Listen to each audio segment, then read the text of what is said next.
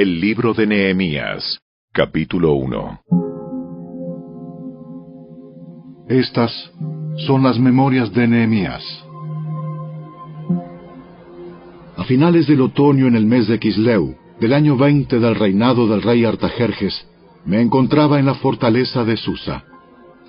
Ananí, uno de mis hermanos, vino a visitarme con algunos hombres que acababan de llegar de Judá. Les pregunté por los judíos que habían regresado del cautiverio y sobre la situación en Jerusalén. Me dijeron: las cosas no andan bien. Los que regresaron a la provincia de Judá tienen grandes dificultades y viven en desgracia. La muralla de Jerusalén fue derribada y las puertas fueron consumidas por el fuego. Cuando oí esto me senté a llorar. De hecho, durante varios días estuve de duelo. Ayuné y oré al Dios del cielo y dije: Oh Señor, Dios del cielo, Dios grande y temible, que cumples tu pacto de amor inagotable con los que te aman y obedecen tus mandatos, escucha mi oración. Mírame y verás que oro día y noche por tu pueblo Israel. Confieso que hemos pecado contra ti. Es cierto, incluso mi propia familia y yo hemos pecado. Hemos pecado terriblemente al no haber obedecido los mandatos, los decretos y las ordenanzas que nos diste por medio de tu siervo Moisés. Te suplico que recuerdes lo que le dijiste a tu siervo Moisés. Si me son infieles, los dispersaré entre las naciones. Pero si vuelven a mí y obedecen mis mandatos y viven conforme a ellos, entonces, aunque se encuentren desterrados en los extremos más lejanos de la tierra, yo los volveré a traer al lugar que elegí para que mi nombre sea honrado. El pueblo que rescataste con tu gran poder y mano fuerte es tu siervo. Oh Señor, te suplico que oigas mi oración. Escucha las oraciones de aquellos quienes nos deleitamos en darte honra. Te suplico que hoy me concedas éxito y hagas que el rey me dé su favor. Pon en su corazón el deseo de ser bondadoso conmigo. En esos días yo era el copero del rey.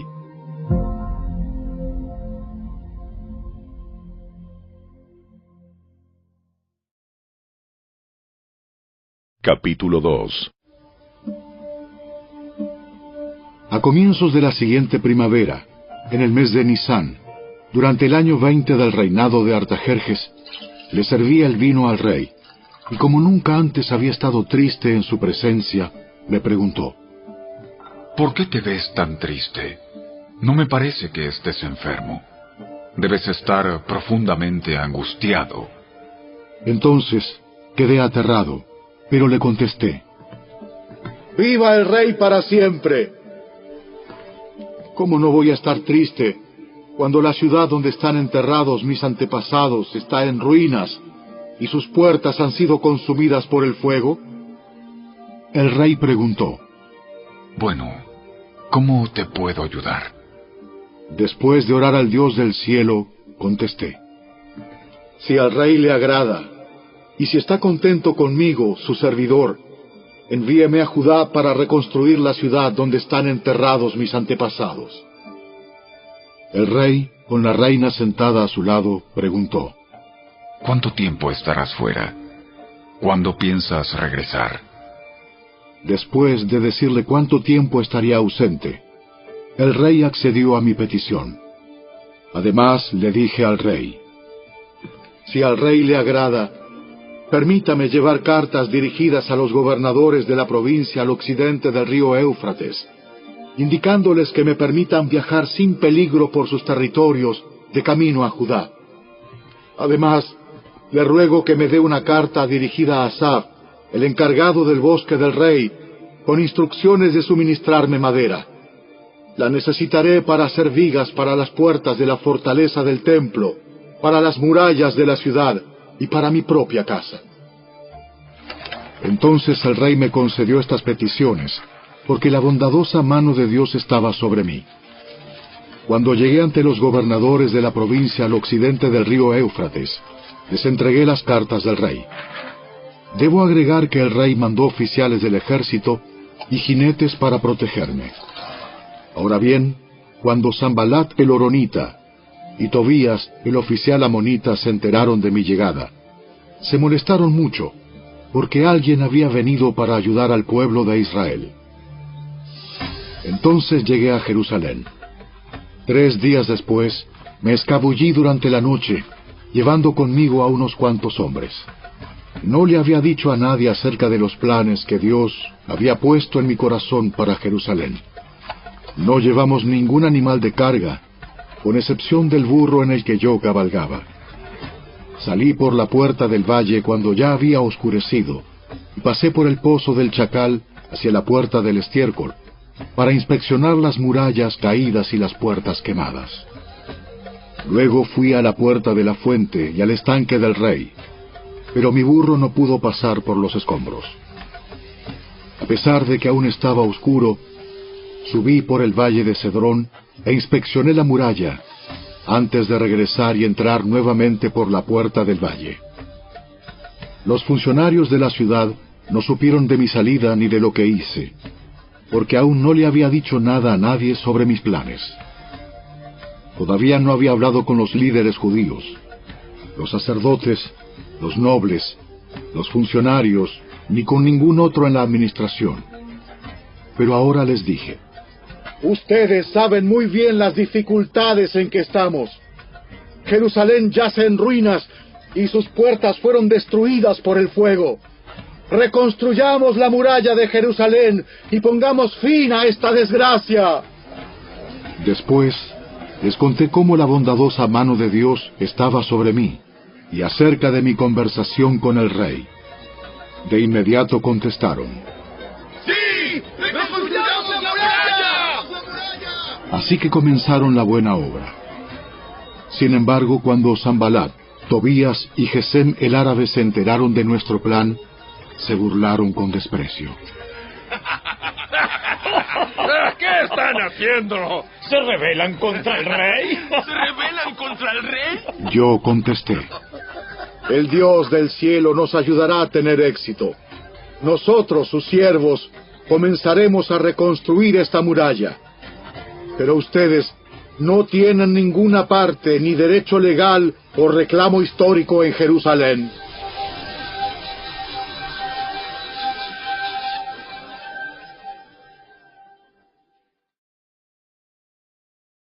Capítulo 3.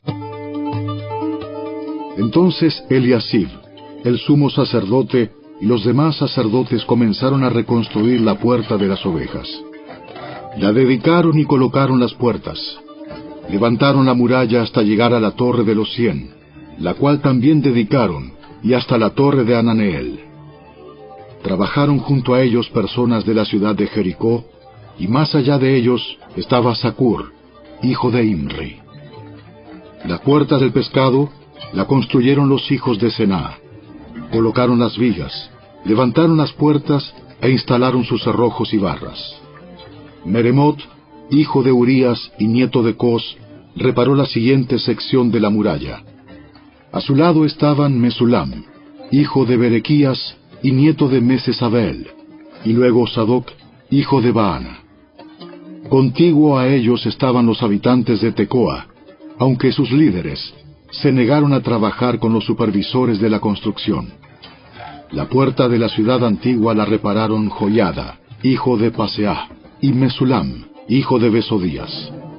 Colocaron las vigas, levantaron las puertas, e instalaron sus cerrojos y barras. Junto a ellos estaban Melatías de Gabaón, Jadón de Meronot, gente de Gabaón y gente de Mispa, el cuartel general del gobernador de la provincia al occidente del río Éufrates. Contiguo a ellos estaba Uziel, hijo de Araía, orfebre de profesión, quien también trabajó en la muralla. Después estaba Ananías, fabricante de perfumes. Omitieron una sección de Jerusalén mientras edificaban el muro ancho. Junto a ellos, en la muralla, estaba Refaías, hijo de Ur, jefe de la mitad del distrito de Jerusalén. Luego Jedaías, hijo de Arumaf, reparó la muralla frente a su propia casa, y junto a él estaba Atús, hijo de Asabnías. Enseguida se encontraban Malquías, hijo de Harim, y Asub, hijo de Pahat Moab, quienes repararon otra sección de la muralla y la torre de los hornos. Salum, hijo de Aloes, y sus hijas repararon la siguiente sección. Él era jefe de la otra mitad del distrito de Jerusalén. La puerta del valle la repararon los habitantes de Zanoa, dirigidos por Anún. Levantaron las puertas e instalaron sus cerrojos y barras. También repararon 460 metros de la muralla hasta la puerta del estiércol. Malquías, hijo de Recab, el jefe del distrito de Bet-Akerem, reparó la puerta del estiércol. La reconstruyó, levantó las puertas e instaló sus cerrojos y barras. La puerta de la fuente la reparó Salum, hijo de Col-Ose, jefe del distrito de Mispa. Él la reedificó, la techó, levantó las puertas e instaló sus cerrojos y barras. Luego reparó la muralla del estanque de Siloé, cerca del jardín del rey, y reconstruyó la muralla hasta las escaleras que descienden de la ciudad de David. Junto a él estaba Nehemías, hijo de Azbuc, jefe de la mitad del distrito de Bet-Sur.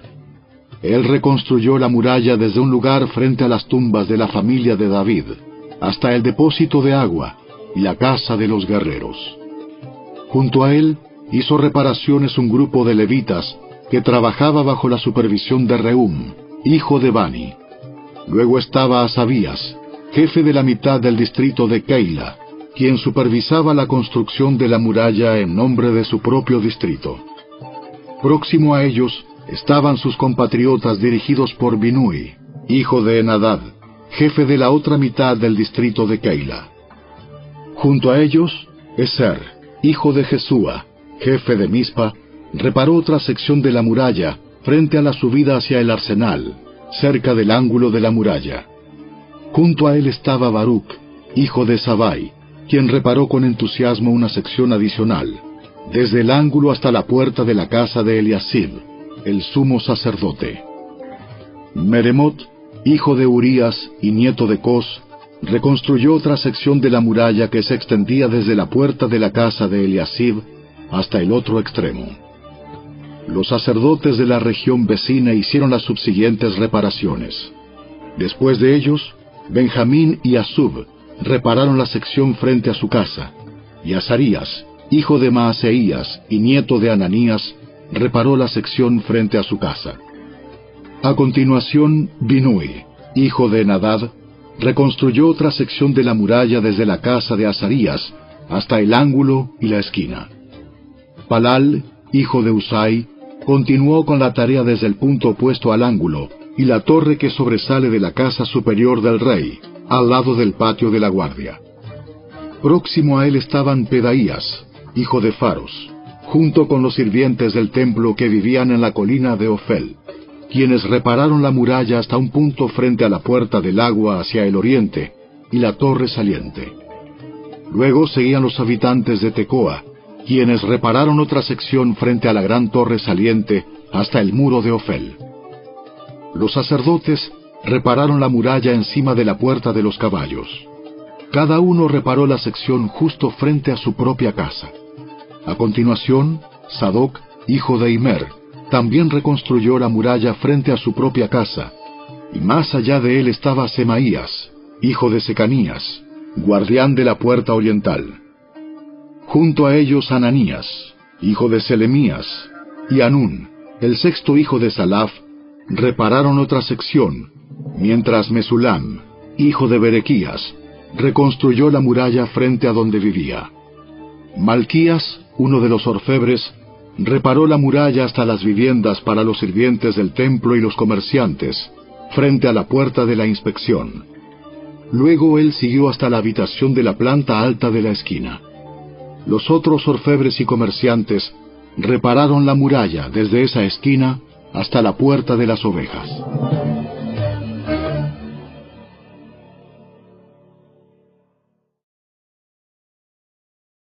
Capítulo 4. Cuando Sanbalat se enteró de que estábamos reconstruyendo la muralla, se enojó muchísimo. Se puso furioso y se burló de los judíos, diciendo ante sus amigos y los oficiales del ejército de Samaria: ¿Qué creen que está haciendo este pobre y debilucho grupo de judíos? ¿Acaso creen que pueden construir la muralla en un día por tan solo ofrecer unos cuantos sacrificios? ¿Realmente creen que pueden hacer algo con piedras rescatadas de un montón de escombros y para colmo piedras calcinadas? Tobías, el amonita que estaba a su lado, comentó: Esa muralla se vendría abajo si tan siquiera un zorro caminara sobre ella. Entonces oré: Escúchanos, Dios nuestro, porque se burlan de nosotros. Que sus burlas recaigan sobre sus propias cabezas, y que ellos mismos sean llevados cautivos a una tierra extraña. No pases por alto su culpa. No borres sus pecados, porque han provocado tu enojo delante de los que construyen la muralla. Por fin se completó la muralla alrededor de toda la ciudad, hasta la mitad de su altura, porque el pueblo había trabajado con entusiasmo. Sin embargo, cuando Sanbalat, Tobías, los árabes, los amonitas y los asdodeos se enteraron de que la obra progresaba y que se estaban reparando las brechas en la muralla de Jerusalén, se enfurecieron. Todos hicieron planes para venir y luchar contra Jerusalén y causar confusión entre nosotros. Así que oramos a nuestro Dios y pusimos guardias en la ciudad día y noche para protegernos. Entonces el pueblo de Judá comenzó a quejarse: Los trabajadores se están cansando. Y los escombros que quedan por sacar son demasiados. Jamás podremos construir la muralla por nuestra cuenta. Mientras tanto, nuestros enemigos decían: Antes de que se den cuenta de lo que está pasando, caeremos encima de ellos.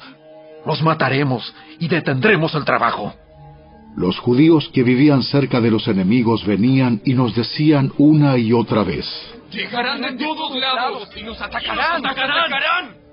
De manera que coloqué guardias armados detrás de las partes más bajas de la muralla, en los lugares más descubiertos. Puse a la gente por familias para que hiciera guardia con espadas, lanzas y arcos. Luego, mientras revisaba la situación, reuní a los nobles y a los demás del pueblo y les dije: No le tengan miedo al enemigo.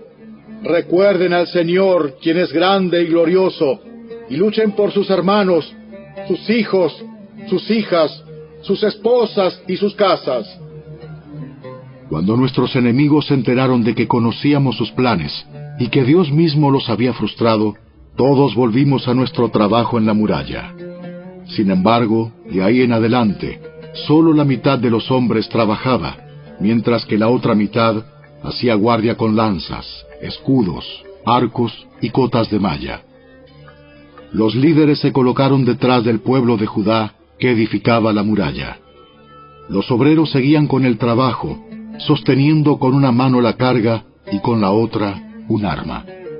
Todos los que construían tenían una espada asegurada a su costado. El que tocaba la trompeta quedó conmigo para tocar al arma. Entonces les expliqué a los nobles, a los oficiales y a todo el pueblo lo siguiente: La obra es muy extensa, y nos encontramos muy separados unos de otros a lo largo de la muralla. Cuando oigan el sonido de la trompeta, corran hacia el lugar donde ésta suene. Entonces nuestro Dios peleará por nosotros. Trabajábamos desde temprano hasta tarde, desde la salida hasta la puesta del sol, y la mitad de los hombres estaba siempre de guardia. También les dije a todos los que vivían fuera de las murallas que se quedaran en Jerusalén. De esa manera, ellos y sus sirvientes podían colaborar con los turnos de guardia de noche y trabajar durante el día. Durante ese tiempo, ninguno de nosotros, ni yo, ni mis parientes, ni mis sirvientes, ni los guardias que estaban conmigo, nos quitamos la ropa. En todo momento portábamos nuestras armas, incluso cuando íbamos por agua.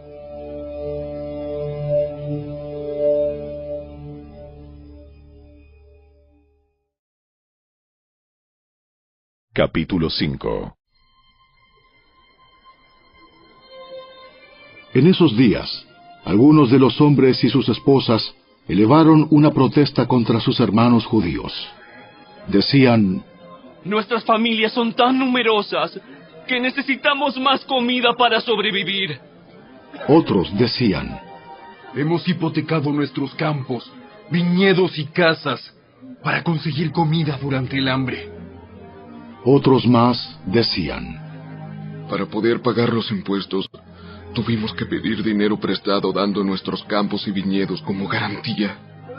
Pertenecemos a la misma familia de los que son ricos, y nuestros hijos son iguales a los de ellos. Sin embargo, tenemos que vender nuestros hijos como esclavos solo para conseguir lo necesario para vivir. Ya hemos vendido a algunas de nuestras hijas, y no hay nada que podamos hacer, porque nuestros campos y viñedos ya están hipotecados a otros. Cuando oí sus quejas, me enojé muchísimo. Después de pensarlo bien, denuncié a esos nobles y a los funcionarios y les dije: ustedes perjudican a sus propios parientes al cobrar intereses cuando les piden dinero prestado. Entonces convoqué a una reunión pública para tratar el problema. En la reunión les dije: estamos haciendo todo lo posible para rescatar a nuestros parientes judíos que han tenido que venderse a extranjeros paganos, pero ahora son ustedes los que los someten a esclavitud.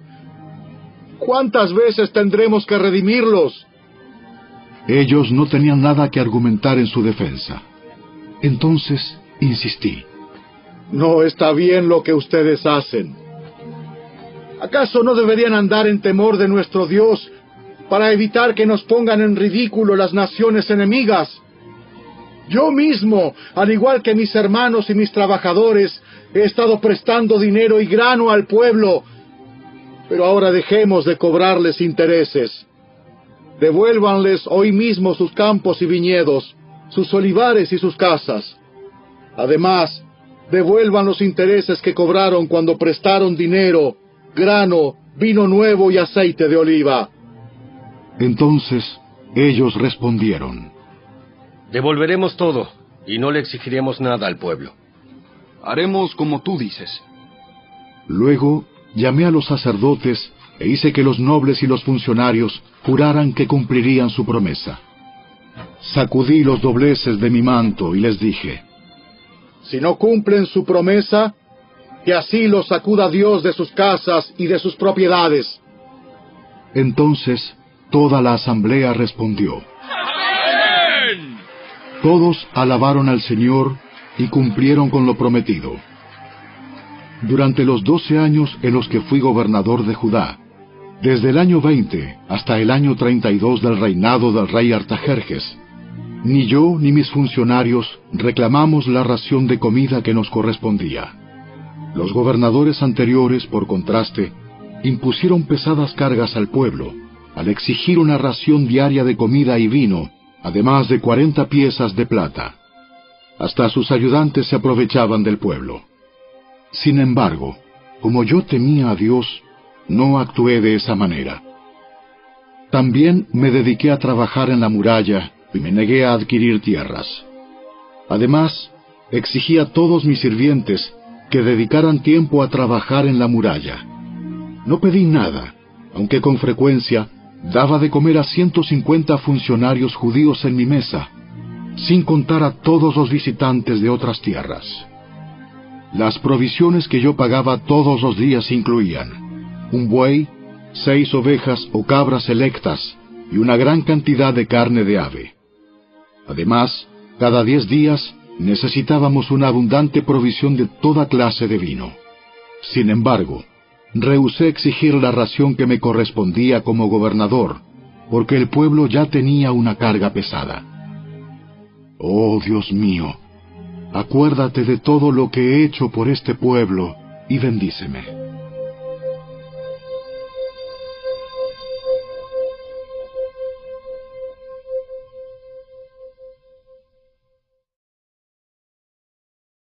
Capítulo 6. Sanbalat, Tobías, Gesem el árabe y los demás enemigos nuestros descubrieron que yo había terminado la reconstrucción de la muralla y que no quedaba ninguna brecha, a pesar de que todavía no habíamos levantado las puertas en sus respectivos lugares. Así que Sanbalat y Gesem enviaron un mensaje pidiéndome que me encontrara con ellos en una de las aldeas de la llanura de Ono. Pero me di cuenta de que ellos tramaban hacerme daño, de modo que les respondí con el siguiente mensaje: Estoy ocupado en una gran tarea, así que no puedo ir. ¿Por qué habría de dejar el trabajo para ir a encontrarme con ustedes? 4 veces me enviaron el mismo mensaje, y cada vez les respondí lo mismo.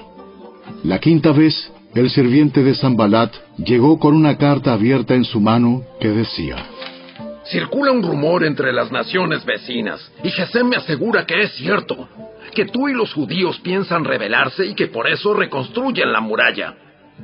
Según sus informes, tú te propones ser el rey. También informa que has nombrado profetas en Jerusalén para que proclamen acerca de ti: ¡Atención! ¡Hay rey en Judá! Puedes tener la seguridad de que este informe llegará a oídos del rey, de modo que sugiero que vengas a hablar conmigo del asunto. Yo respondí: Todo lo que dices es puro cuento. Tú mismo inventaste todo. Solo trataban de intimidarnos. Creían que podrían desalentarnos y detener la obra. De modo que seguí con el trabajo más decidido que nunca. Más adelante fui a visitar a Semaías, hijo de Delaía y nieto de Mehetabel, que estaba recluido en su casa. Me dijo: Reunámonos dentro del templo de Dios y cerremos las puertas con cerrojos. Tus enemigos vienen a matarte esta noche. Pero yo respondí: ¿acaso debería una persona en mi posición huir del peligro? ¿Acaso debería alguien en mi posición entrar al templo para salvar su vida? No lo haré. Me di cuenta de que Dios no le había hablado, sino que decía esa profecía contra mí, porque Tobías y Sanbalat lo habían contratado. Ellos esperaban intimidarme y hacerme pecar. De esa forma podrían acusarme y desacreditarme. Oh Dios mío, acuérdate de todas las cosas malvadas que Tobías y Sanbalat han hecho, y recuerda a la profetisa Noadías y a todos los profetas como ella que trataron de intimidarme. Así que el 2 de octubre, a los 52 días después de comenzar la obra, se terminó la muralla. Cuando se enteraron nuestros enemigos y las naciones vecinas, se sintieron aterrorizados y humillados. Se dieron cuenta de que esta obra se había realizado con la ayuda de nuestro Dios. Durante esos 52 días, circularon muchas cartas entre Tobías y los nobles de Judá, pues muchos en Judá le habían jurado lealtad, porque su suegro era Secanías, hijo de Ara, y Johanán, su hijo, estaba casado con la hija de Mesulam, hijo de Berequías. Constantemente ellos me hablaban de las buenas acciones de Tobías, y luego le contaban todo lo que yo decía. Por su parte, Tobías no dejaba de enviarme cartas amenazadoras a fin de intimidarme.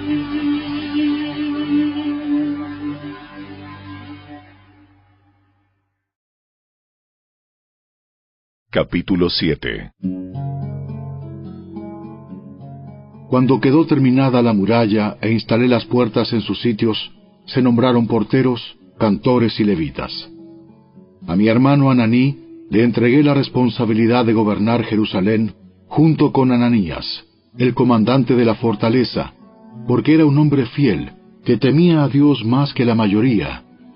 Les dije: no dejen abiertas las puertas durante las horas más calurosas del día, y aun mientras los porteros estén de guardia, mantengan las puertas cerradas con las barras puestas. Asignen a los residentes de Jerusalén para que hagan guardia cada uno con un turno regular. Algunos servirán en puestos de centinela y otros frente a su propia casa.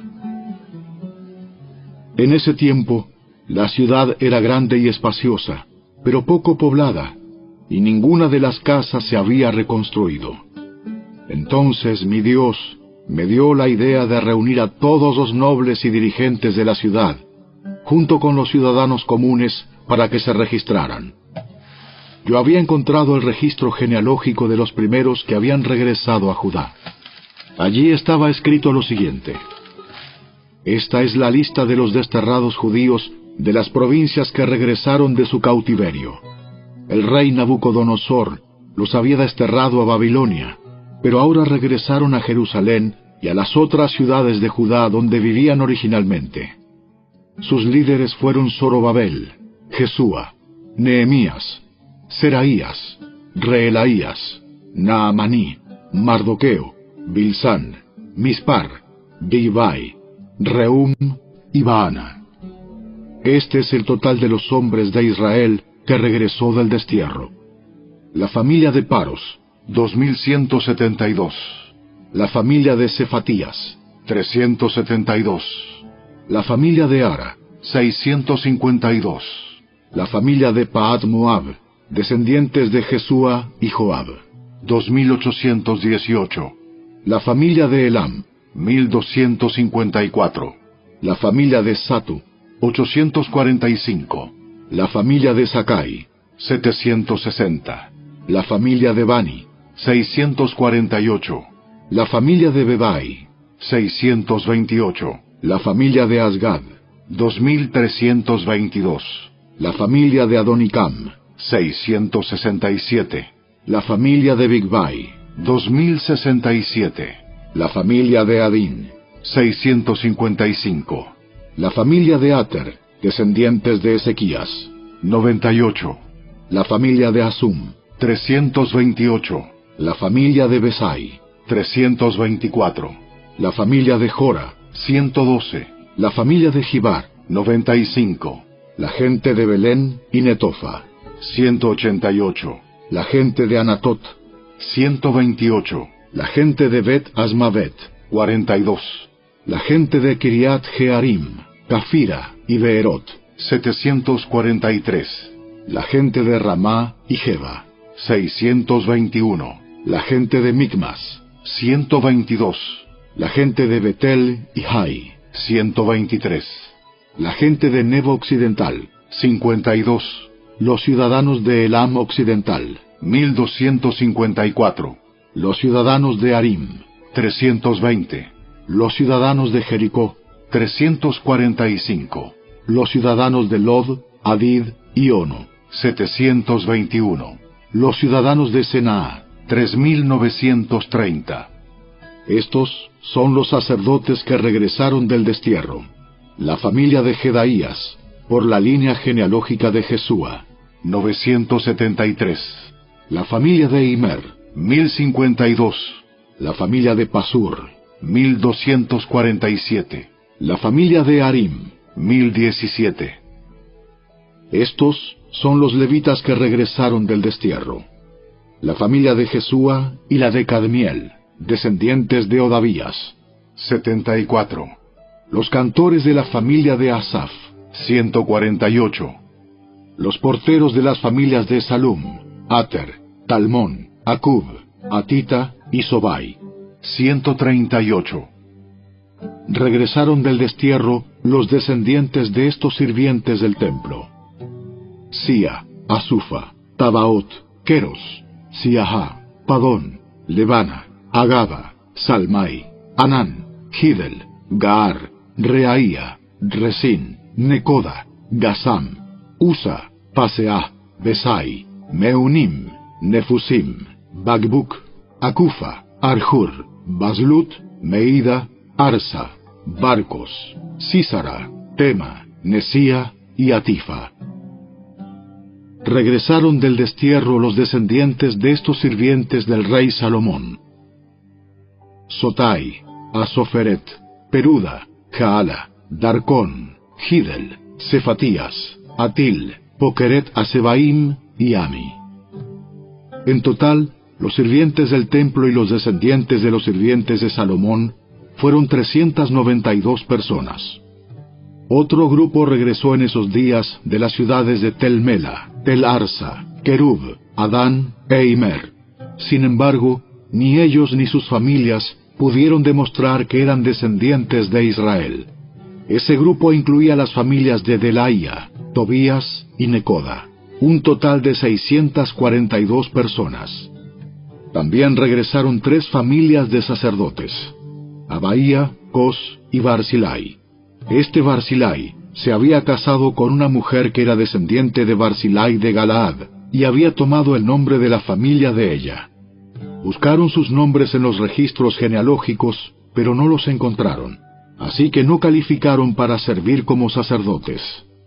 El gobernador les dijo que no comieran de la porción de los sacrificios que correspondía a los sacerdotes, hasta que un sacerdote pudiera consultar al Señor sobre ese asunto por medio del Urim y el Tumim, o sea, el sorteo sagrado.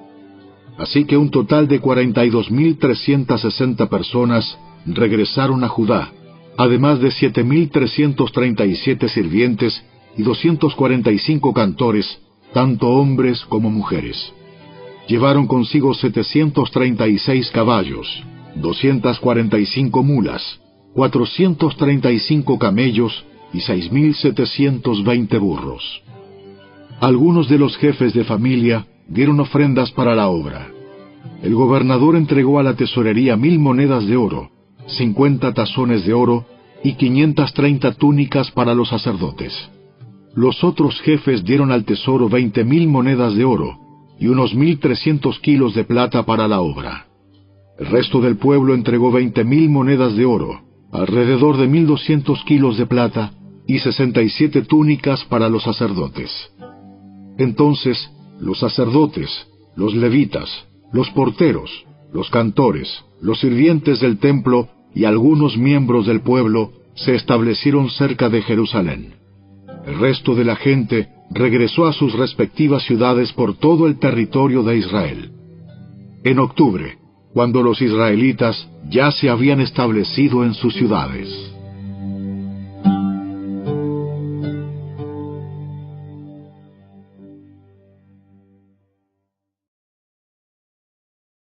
Capítulo 8.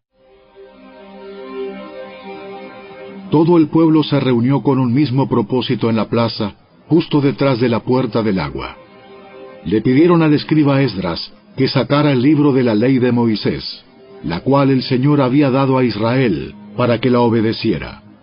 Así que el 8 de octubre, el sacerdote Esdras llevó el libro de la ley ante la asamblea, que incluía a los hombres y a las mujeres y a todos los niños con edad suficiente para entender. Se puso frente a la plaza, justo dentro de la entrada de la puerta del agua, desde temprano por la mañana hasta el mediodía, y leyó en voz alta a todos los que podían entender. Todo el pueblo escuchó atentamente la lectura del libro de la ley. El escriba Esdras estaba de pie sobre una plataforma de madera que se había construido para la ocasión.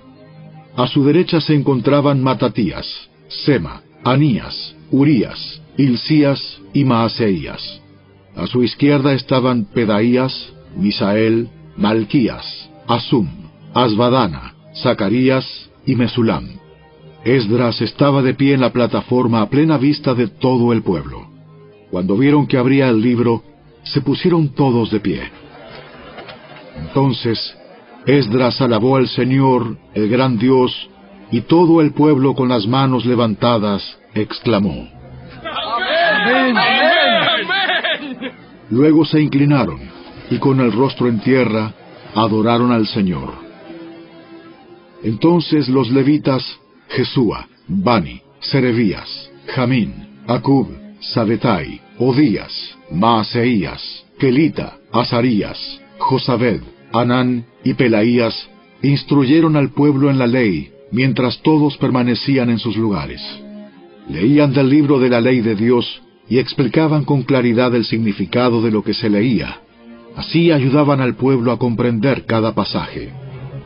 Luego Nehemías, el gobernador, Esdras, el sacerdote y escriba, y los levitas que interpretaban para el pueblo dijeron: No se lamenten ni lloren en un día como este, pues hoy es un día sagrado delante del Señor su Dios. pues todo el pueblo había estado llorando mientras escuchaba las palabras de la ley. Nehemías continuó diciendo: Vayan y festejen con un banquete de deliciosos alimentos y bebidas dulces, y regalen porciones de comida a los que no tienen nada preparado.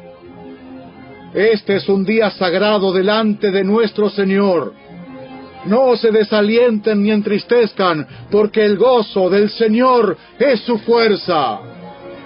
También los levitas clamaban al pueblo y decían: ¡Cállense! ¡No lloren! Pues este es un día sagrado. ¡Un día sagrado! Así que el pueblo se fue a comer y a beber en una gran fiesta, a compartir porciones de la comida y a celebrar con gran alegría, porque habían oído y entendido las palabras de Dios. El 9 de octubre, los jefes de familia de todo el pueblo, junto con los sacerdotes y los levitas, se reunieron con el escriba Esdras para repasar la ley más detalladamente. Mientras estudiaban la ley, descubrieron que el Señor había ordenado, por medio de Moisés, que los israelitas debían vivir en enramadas durante el festival a celebrarse durante ese mes. Él había dicho que debía proclamarse al pueblo en todas sus ciudades y en Jerusalén, que fueran a las colinas a buscar ramas de olivo, olivo silvestre, mirto, palmeras y otros árboles frondosos. Con esas ramas debían construirse enramadas para que habitaran en ellas durante el festival, como está establecido en la ley. Así que el pueblo salió y cortó ramas, y las usó para levantar enramadas en las azoteas de sus casas, en sus patios, en los atrios del templo de Dios, o en las plazas justo detrás de la puerta del agua y de la puerta de Efraín. Entonces todos los que habían regresado del cautiverio vivieron en las enramadas durante el festival, y todos ellos se llenaron de alegría. Los israelitas no habían celebrado de esa forma desde los días de Josué, hijo de Nun. Esdras leyó del libro de la ley de Dios en cada uno de los 7 días del festival. Luego, al 8º día, realizaron una asamblea solemne, tal como lo exigía la ley.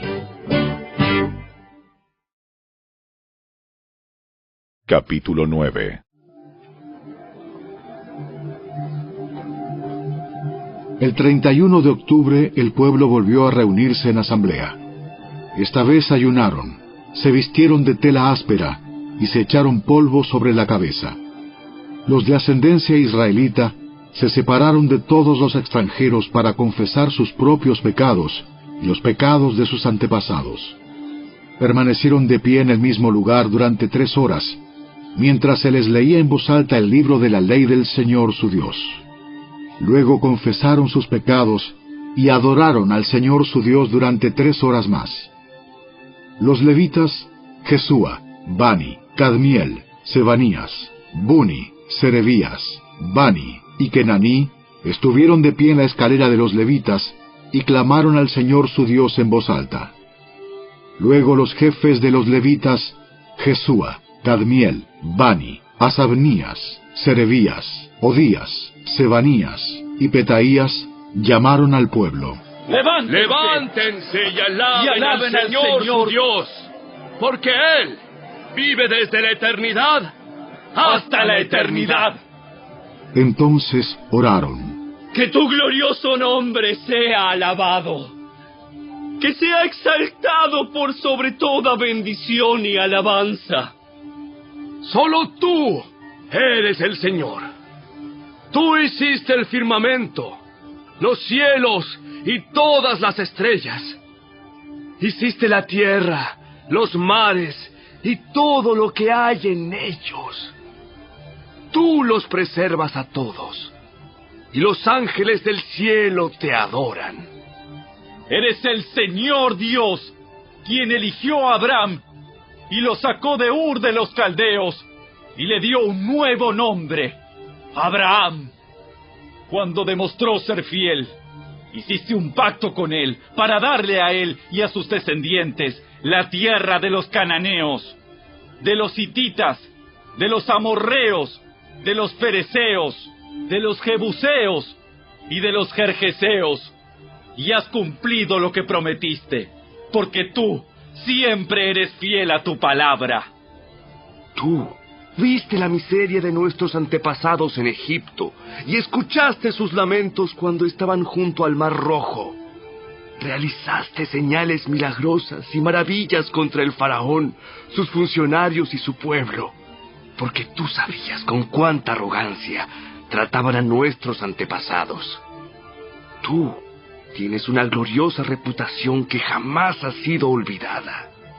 Dividiste el mar para que tu pueblo pudiera cruzarlo por tierra seca. Luego arrojaste a sus perseguidores a las profundidades del mar. Se hundieron como piedras en aguas turbulentas. Guiaste a nuestros antepasados mediante una columna de nube durante el día y una columna de fuego durante la noche para que pudieran encontrar el camino. Bajaste al monte Sinaí y les hablaste desde el cielo. Les diste ordenanzas e instrucciones justas y decretos y mandatos buenos. Les diste instrucciones acerca de tu sagrado día de descanso. Además, por medio de tu siervo Moisés, les ordenaste que obedecieran todos tus mandatos, decretos e instrucciones. Les diste pan del cielo cuando tenían hambre y agua de la roca cuando tenían sed. Les ordenaste que fueran y tomaran posesión de la tierra que habías jurado darles. Sin embargo, nuestros antepasados fueron arrogantes y tercos y no prestaron ninguna atención a tus mandatos. Se negaron a obedecerte y no se acordaron de los milagros que habías hecho a favor de ellos. En cambio, se pusieron tercos y nombraron a un líder para que los llevara de regreso a su esclavitud en Egipto.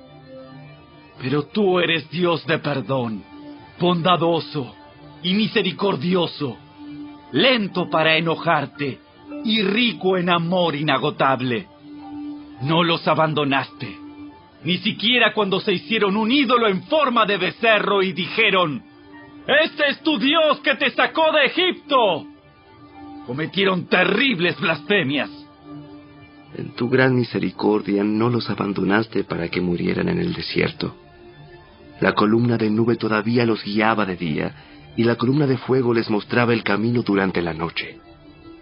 Enviaste tu buen espíritu para que les enseñara, y no dejaste de alimentarlos con maná del cielo, ni de darles agua para su sed.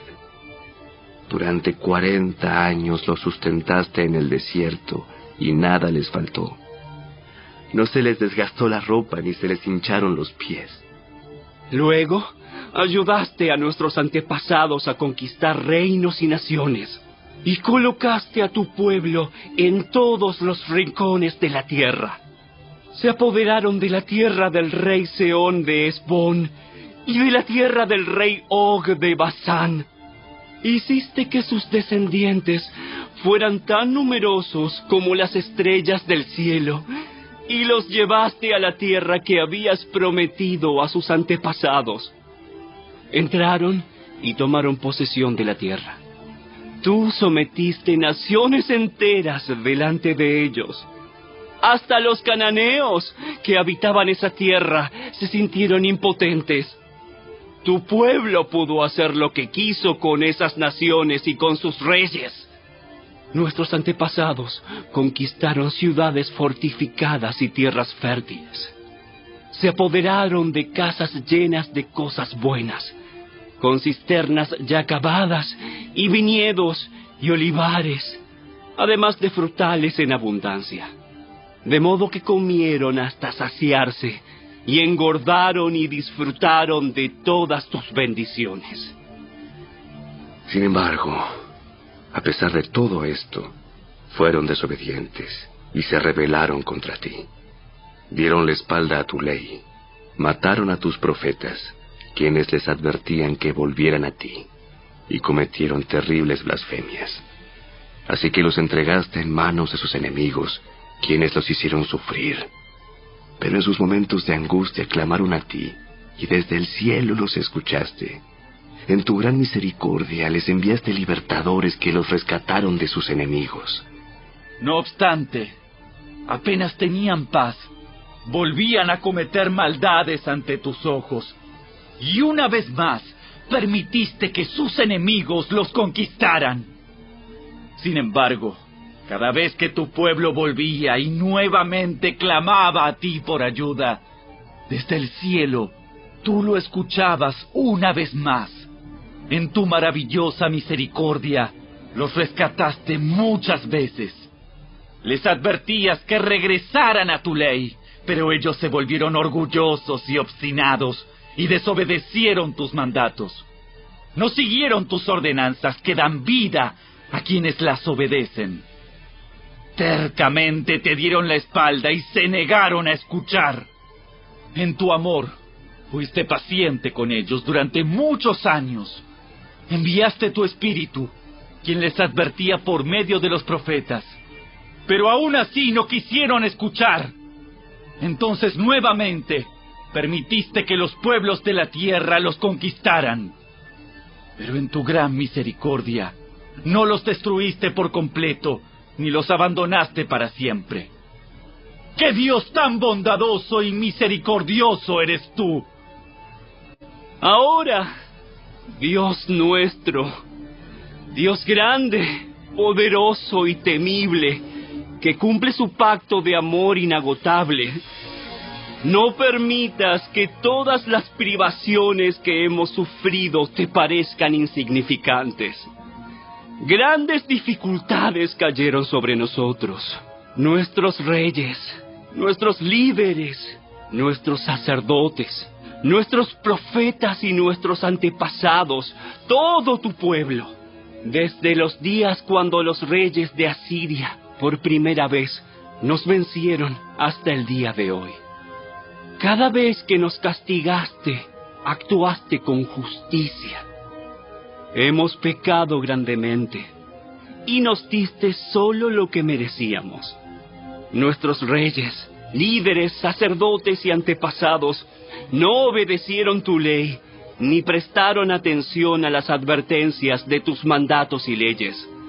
Aún cuando tenían su propio reino, no te sirvieron, a pesar de que derramaste tu bondad sobre ellos. Les diste un territorio grande y fértil, pero ellos se negaron a abandonar su perversidad. Por eso, hoy somos esclavos en esta tierra de abundancia que diste a nuestros antepasados para que la disfrutaran. Somos esclavos aquí en esta buena tierra. Los abundantes productos agrícolas de esta tierra se amontonan en las manos de los reyes que has puesto sobre nosotros por causa de nuestros pecados. Ellos ejercen su poder sobre nosotros y nuestros animales. Les servimos según su antojo y pasamos por mucho sufrimiento. Entonces el pueblo respondió: En vista de todo esto, hacemos una promesa solemne y la ponemos por escrito. En este documento sellado están los nombres de nuestros líderes, levitas y sacerdotes.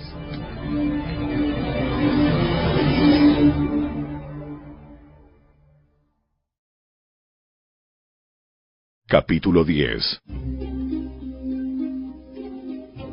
La siguiente es una lista de las personas que ratificaron el documento sellado: el gobernador, Nehemías, hijo de Acalías, y también Sedequías. Los siguientes sacerdotes: Seraías, Azarías, Jeremías, Pasur, Amarías, Malquías, Atus, Sebanías, Maluc, Arim, Meremot, Obadías, Daniel, Ginetón, Baruc, Mesulam, Abías, Mijamín, Maasías, Bilgaí y Semaías. Estos eran los sacerdotes. Los siguientes levitas: Jesúa, hijo de Asanías, Binui, de la familia de Enadad, Cadmiel y los demás levitas: Sebanías, Odías, Kelita, Pelaías, Anán, Micaía, Rehob, Asabías, Zacur, Serebías, Sebanías, Odías, Bani y Beninu. Los siguientes jefes del pueblo: Paros, Paad Moab, Elam, Satu, Bani, Buni, Asgad, Bebai, Adonías, Bigvai, Adin, Ater, Ezequías, Asur, Odías, Asum, Besai, Arif, Anatot, Nebai, Magpías, Mesulam, Esir, Mesesabel, Sadoc, Jadúa, Pelatías, Anán, Anaías, Oseas, Ananías, Asub, Aloes, Pila, Sobek, Reum, Asabna, Maaseías, Ahías, Hanán, Anan, Maluc, Arim y Baana. Luego el resto del pueblo, los sacerdotes, los levitas, los porteros, los cantores, los sirvientes del templo y todos los que se habían separado de la gente pagana de esa tierra para obedecer la ley de Dios, junto con sus mujeres, hijos, hijas y todos los que tenían edad suficiente para entender, se unió a sus jefes y se comprometió mediante juramento. Juraron que caería una maldición sobre ellos mismos si dejaban de obedecer la ley de Dios dada por medio de su siervo Moisés. Prometieron solemnemente seguir al pie de la letra todos los mandatos, las ordenanzas y los decretos del Señor, nuestro Señor. Nos comprometemos a no permitir que nuestras hijas se casen con los habitantes paganos de la tierra, ni a permitir que nuestros hijos se casen con sus hijas. También prometemos no comprar mercadería ni grano que la gente de esta tierra traiga para vender en el día de descanso o en cualquier otro día sagrado. Cada 7º año dejaremos que nuestras tierras descansen y perdonaremos toda deuda. Además, nos comprometemos a obedecer el mandato de pagar el impuesto anual del templo de 4 granos de plata para los gastos del templo de nuestro Dios. Este monto servirá para el pan de la presencia, las ofrendas regulares de grano y las ofrendas quemadas, las ofrendas de los días de descanso, las celebraciones de luna nueva y los festivales anuales, las ofrendas sagradas y las ofrendas para hacer expiación por el pecado de Israel. Servirá para proporcionar todo lo necesario para el trabajo del templo de nuestro Dios. Hicimos sorteos sagrados para determinar cuándo, en tiempos regulares cada año, las familias de los sacerdotes, los levitas y la gente común deberán llevar leña al templo de Dios para ser quemada en el altar del Señor nuestro Dios, como está escrito en la ley. Nos comprometemos a llevar cada año al templo del Señor la primera parte de toda cosecha, sea producto de la tierra o de nuestros árboles frutales. Aceptamos entregar a Dios nuestros primeros hijos varones y las primeras crías de todo nuestro ganado y de nuestros rebaños, como lo establece la ley. Los presentaremos a los sacerdotes que ejercen el ministerio en el templo de nuestro Dios. Almacenaremos los productos agrícolas en los depósitos del templo de nuestro Dios. Llevaremos lo mejor de nuestra harina y otras ofrendas de grano, lo mejor de nuestra fruta, lo mejor de nuestro vino nuevo y de nuestro aceite de oliva. Además, prometemos llevar a los levitas una 10ª parte de todo lo que nuestra tierra produzca, porque son los levitas quienes recogen los diezmos en todas nuestras poblaciones rurales. Un sacerdote, descendiente de Aarón, estará con los levitas cuando reciban esos diezmos. Una 10ª parte de todos los diezmos que se reúnan será entregada por los levitas al templo de nuestro Dios para ser colocada en los depósitos. El pueblo y los levitas tienen que trasladar estas ofrendas de grano, de vino nuevo y de aceite de oliva a los depósitos y colocarlas en recipientes sagrados cerca de los sacerdotes de turno, los porteros y los cantores. Todos nos comprometemos a no descuidar el templo de nuestro Dios.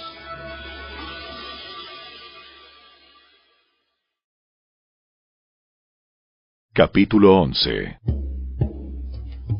Los jefes del pueblo vivían en Jerusalén, la ciudad santa. Mediante los sorteos sagrados, eligieron a una 10ª parte del pueblo de otras ciudades de Judá y de Benjamín para que vivieran allí también, mientras que el resto siguió viviendo donde estaba, y el pueblo elogiaba a todos los que se ofrecían para reubicarse en Jerusalén. La siguiente es una lista de los nombres de los funcionarios provinciales que fueron a vivir a Jerusalén. La mayoría del pueblo, de los sacerdotes, de los levitas, de los sirvientes del templo y de los descendientes de los sirvientes de Salomón, siguieron viviendo en sus propias casas en las diversas ciudades de Judá. Pero algunos de los de Judá y de Benjamín repoblaron Jerusalén. De la tribu de Judá: Ataías, hijo de Usías, hijo de Zacarías, hijo de Amarías, hijo de Cefatías, hijo de Mahalaleel, de la familia de Fares. También Maaseías, hijo de Baruc, hijo de Col-Ose, hijo de Asaías, hijo de Adaías, hijo de Joyarib, hijo de Zacarías, de la familia de Sela. Fueron 468 descendientes de Fares los que se establecieron en Jerusalén, todos ellos hombres excepcionales. De la tribu de Benjamín: Salú, hijo de Mesulam, hijo de Joed, hijo de Pedaías, hijo de Colaías, hijo de Maaseías, hijo de Itiel, hijo de Jesaías. Después de él estaban Gabai y Salai, en total 928 parientes. El funcionario principal de ellos era Joel, hijo de Sicri, y su asistente era Judá, hijo de Senúa, el segundo en autoridad de la ciudad. De los sacerdotes: Jedaías, hijo de Joyarib, Jaquín, y Seraías, hijo de Hilcías, hijo de Mesulam, hijo de Sadoc, hijo de Merayot, hijo de Aitob, que era el supervisor del templo de Dios. También 822 de sus colaboradores, quienes trabajaban en el templo. También Adaías, hijo de Jeroam, hijo de Pelalías, hijo de Amsi, hijo de Zacarías, hijo de Pasur, hijo de Malquías, junto con 242 de sus colaboradores, quienes eran jefes de sus familias. También Amasai, hijo de Azareel, hijo de Asai, hijo de Mesilemot, hijo de Imer, y 128 de sus excepcionales colaboradores. El funcionario principal de ellos era Sabdiel, hijo de Gedolim. De los levitas: Semaías, hijo de Asub, hijo de Azricam, hijo de Asabías, hijo de Buni. También Sebatai y Josabad, quienes estaban a cargo del trabajo fuera del templo de Dios. También Matanías, hijo de Micaía, hijo de Sabdi, descendiente de Asaf, quien dirigía las acciones de gracias y la oración. También Bacbuquías, ayudante de Matanías, y Abda, hijo de Samúa, hijo de Galal, hijo de Jedutún.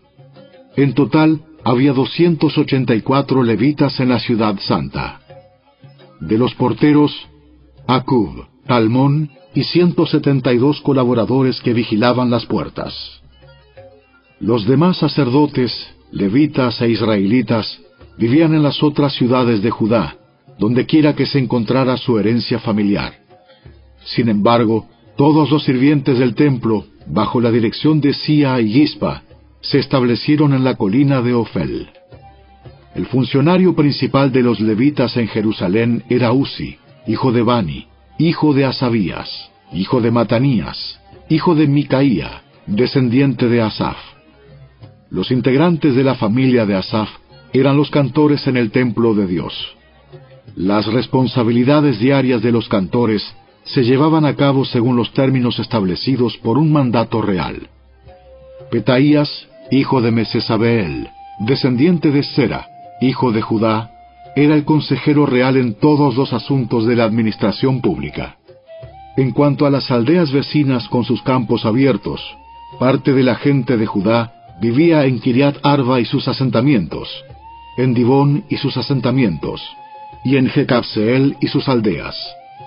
También residían en Jesúa, Molada, Bet Pelet, Azar Sual, Berseba y sus asentamientos, Siclag y Mecona y sus asentamientos. También vivían en Enrimón, Sora, Jarmut, Sanoa y Adulam y sus aldeas vecinas. También vivían en Laquis y sus campos aledaños, y en Aseca y sus aldeas cercanas, de manera que el pueblo de Judá vivía desde Beerseba en el sur hasta el valle de Hinnom. Parte de la gente de Benjamín vivía en Geba, Micmas, Ahía y Betel y sus asentamientos. También vivían en Anatot, Nob, Ananías, Azor, Ramá, Gitaim, Adid, Seboim, Nebalat, Lod, Ono y el valle de los artesanos. Algunos de los levitas que residían en Judá fueron enviados a vivir con la tribu de Benjamín.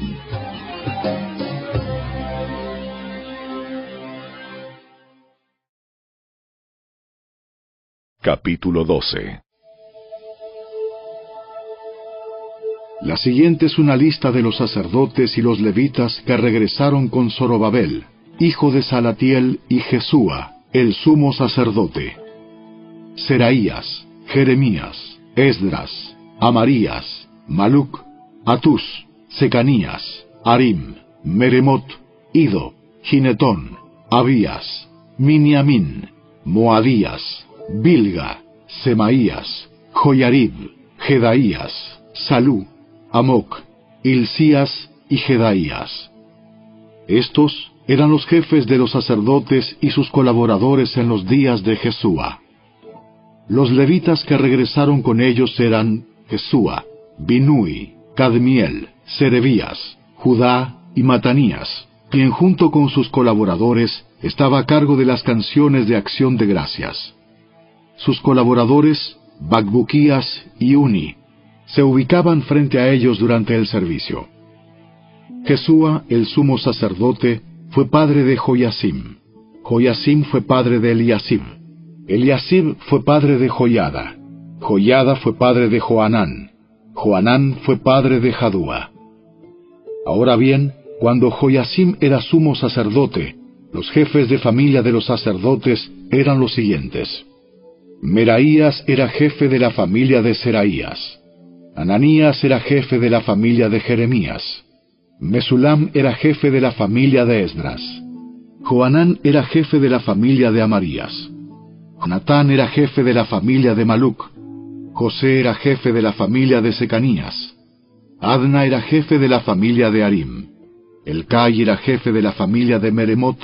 Zacarías era jefe de la familia de Ido. Mesulam era jefe de la familia de Ginetón. Sicri era jefe de la familia de Abías. También había un jefe de la familia de Miniamín. Piltai era jefe de la familia de Moadías. Samúa era jefe de la familia de Bilga. Jonatán era jefe de la familia de Semaías. Matenai era jefe de la familia de Joyarib. Uzi era jefe de la familia de Jedaías. Calai era jefe de la familia de Salú. Eber era jefe de la familia de Amoc. Asabías era jefe de la familia de Hilcías. Natanael era jefe de la familia de Jedaías. Durante los años cuando Eliasib, Joyada, Joanán y Jadúa servían como sumos sacerdotes, se mantuvo un registro de las familias de los levitas. Durante el reinado de Darío el persa, se mantuvo otro registro de los sacerdotes. Hasta los días de Joanán, nieto de Eliasib, se mantuvo un registro de los jefes de las familias de los levitas en el libro de historia. Estos eran los jefes de familia de los levitas: Asabías, Serebías, Jesúa, Binui, Cadmiel y otros colaboradores, quienes se ubicaban frente a ellos durante las ceremonias de alabanza y acción de gracias. Un lado le respondía al otro, como lo ordenó David, hombre de Dios. Este grupo incluía a Matanías, a Bacbuquías y a Obadías. Mesulam, Talmón y Acub eran los porteros a cargo de los depósitos cerca de las puertas. Todos ellos sirvieron en los días de Joyasim, hijo de Jesúa, hijo de Jeosadac, y en los días de Nehemías, el gobernador, y de Esdras, el sacerdote y escriba.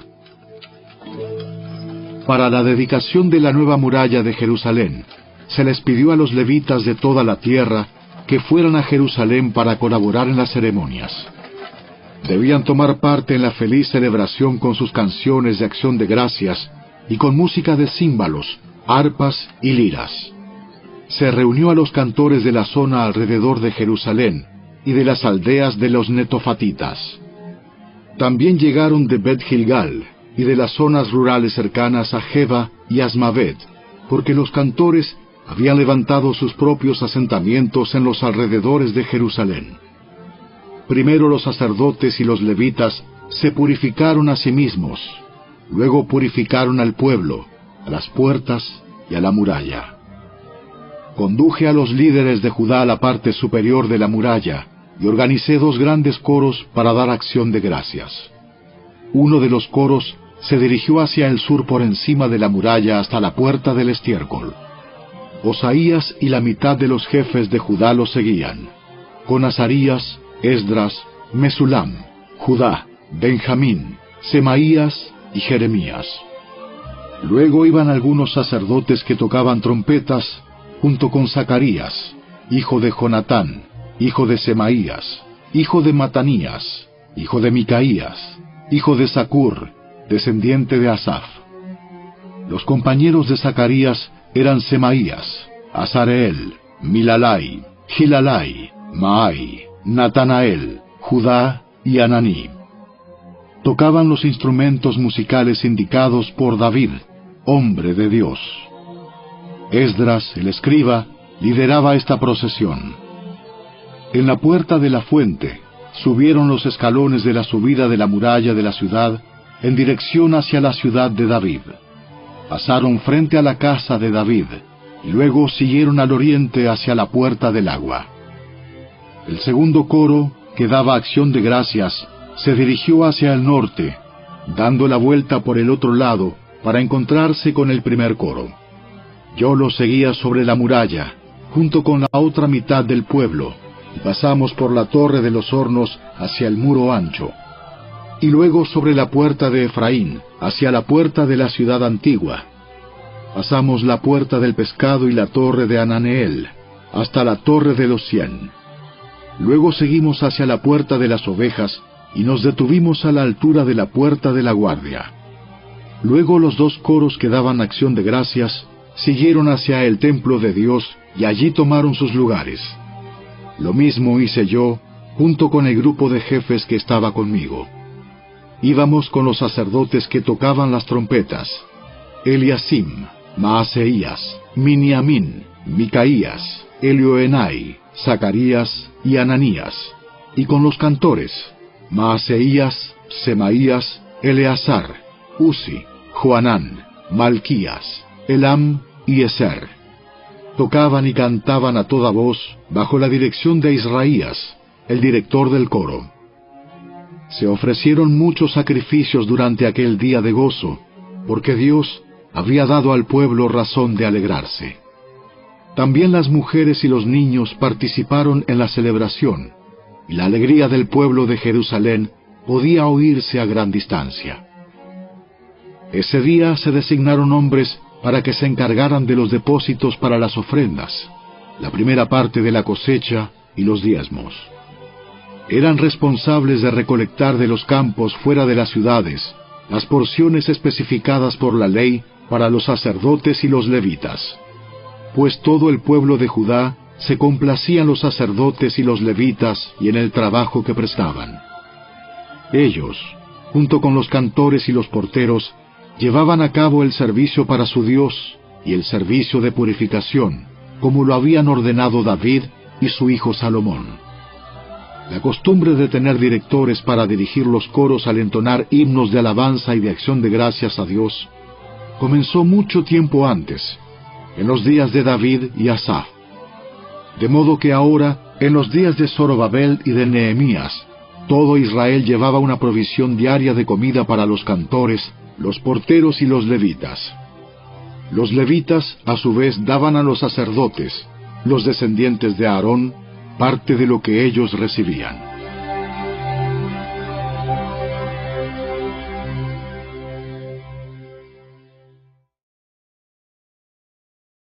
Capítulo 13.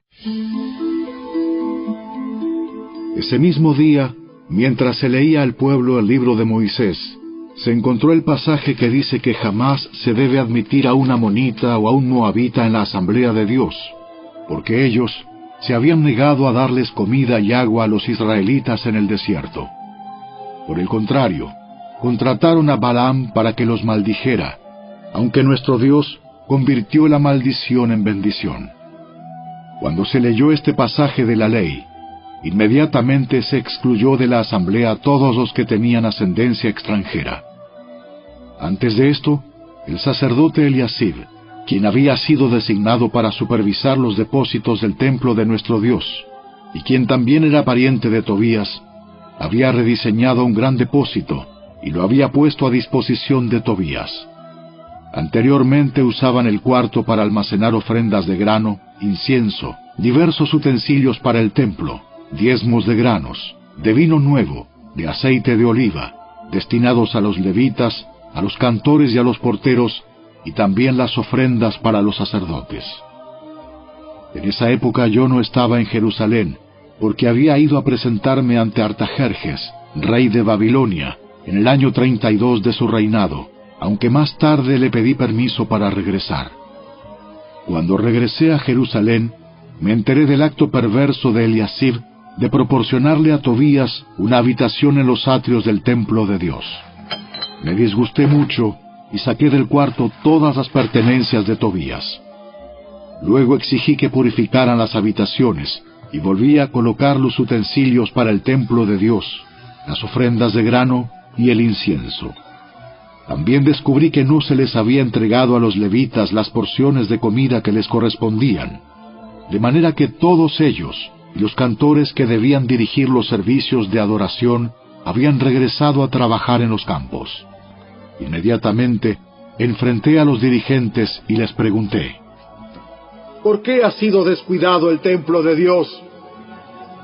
Luego pedí a todos los levitas que regresaran y los reintegré para que cumplieran con sus obligaciones. Entonces, una vez más, todo el pueblo de Judá comenzó a llevar sus diezmos de grano, de vino nuevo y de aceite de oliva a los depósitos del templo. Como supervisores de los depósitos, asigné al sacerdote Selemías, al escriba Sadoc y a Pedaías, uno de los levitas. Como ayudante de ellos, nombré a Hanán, hijo de Zacur y nieto de Matanías. Estos hombres gozaban de una excelente reputación, y su tarea consistía en hacer distribuciones equitativas a sus compañeros levitas. Recuerda esta buena obra, oh Dios mío, y no olvides todo lo que fielmente he hecho por el templo de mi Dios y sus servicios. En esos días vi a unos hombres de Judá pisando en sus lagares en el día de descanso. Además, recogían granos y los cargaban sobre burros, y traían su vino, sus uvas, sus higos y toda clase de productos a Jerusalén, para venderlos en el día de descanso. Así que los reprendí por vender sus productos en ese día. Algunos hombres de Tiro, que vivían en Jerusalén, traían pescado y toda clase de mercancía. La vendían al pueblo de Judá el día de descanso, y nada menos que en Jerusalén. De modo que confronté a los nobles de Judá. ¿Por qué profanan el día de descanso de este modo tan perverso? ¿Acaso no fueron cosas como estas las que hicieron sus antepasados y provocaron que nuestro Dios hiciera caer sobre nosotros y nuestra ciudad toda esta desgracia? Ahora ustedes provocan aún más enojo contra Israel al permitir que el día de descanso sea profanado de esta manera. Entonces ordené que todos los viernes se cerraran las puertas de Jerusalén al caer la noche, y que no se abrieran hasta que terminara el día de descanso. Envié a algunos de mis propios sirvientes a vigilar las puertas, para que no pudiera entrar ninguna mercadería en los días de descanso. Los mercaderes y los comerciantes de diversos productos acamparon fuera de Jerusalén 1 o 2 veces. Pero yo les hablé duramente, diciendo: ¿qué pretenden, acampando aquí afuera alrededor de la muralla? Si lo hacen otra vez, los arrestaré. Esa fue la última vez que aparecieron en el día de descanso. Luego ordené a los levitas que se purificaran y vigilaran las puertas para preservar la santidad del día de descanso. Recuerda también esta buena obra, oh Dios mío. Ten compasión de mí, conforme a tu grande e inagotable amor. Por el mismo tiempo, me di cuenta de que algunos de los hombres de Judá se habían casado con mujeres de Asdod, Amón y Moab. Además, la mitad de sus hijos hablaban el idioma de Asdod o de algún otro pueblo, y no podían hablar en absoluto la lengua de Judá.